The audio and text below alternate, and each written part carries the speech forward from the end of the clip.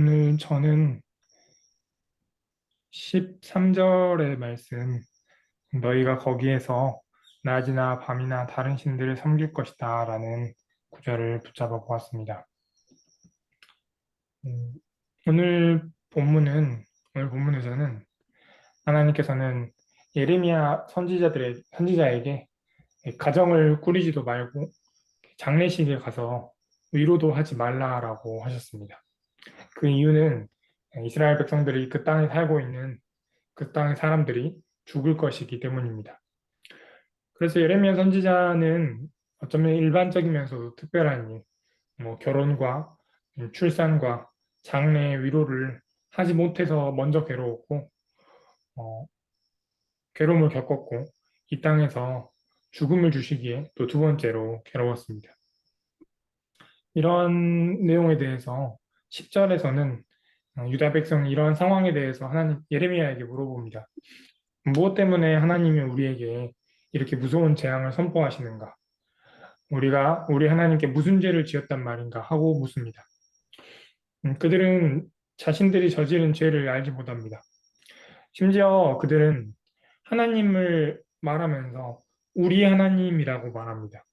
그런데 우리 하나님이 무엇을 원하시는지 또 무엇을 원하시지 않는지조차 알지 못하는 어리석은 모습을 보입니다.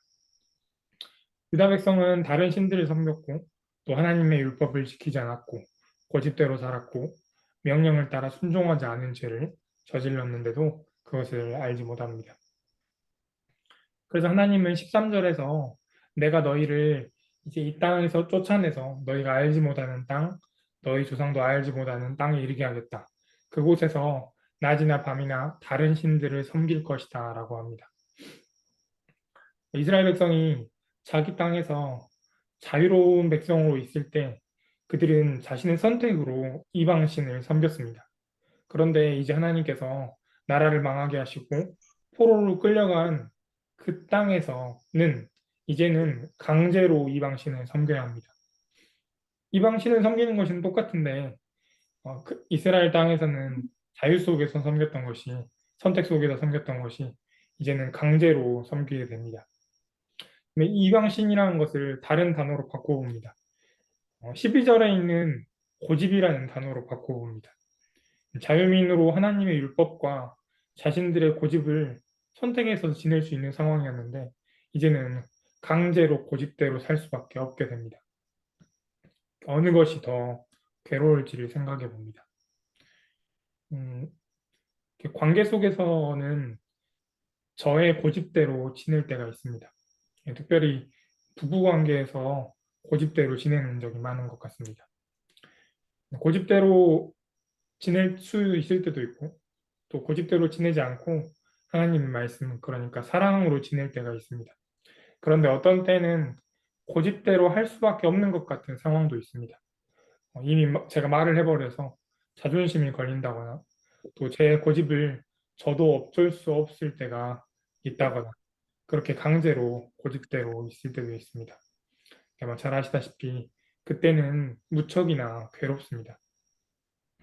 마찬가지로 하나님과의 관계에서도 이렇게 강제로 고집대로 살고 강제로 이방신을 섬길 수밖에 없는 상황들은 정말 정말 괴롭습니다.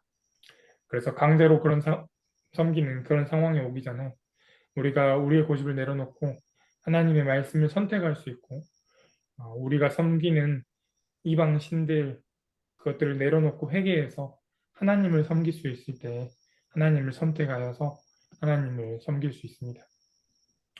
오늘 하루는 그런 강제적인 상황이 오기 전에 우리의 고집대로 살지 않고 또 이방신을 섬기며 살지 않는 그런 하루가 되시는 은혜가 있으시기를 바랍니다. 기도하겠습니다. 하나님 감사합니다. 오늘 예레미야를 통해서 결혼하지 못하고 또 장래 위로를 하지 못해 괴로움을 알게 하셨고 또 어쩔 수 없이 강제로 이방신을 섬기게 되는 그 괴로움도 알게 하셨습니다. 하나님, 저희가 선택할 수 있을 때 저희의 고집을 내려놓게 하시고 이방신들을 섬기는 것을 중단하게 하셔서 오직 하나님을 섬기고 하나님의 말씀대로 하나님의 율법대로 살아가게 하여 주십시오. 예수님의 이름으로 기도드립니다. 아멘.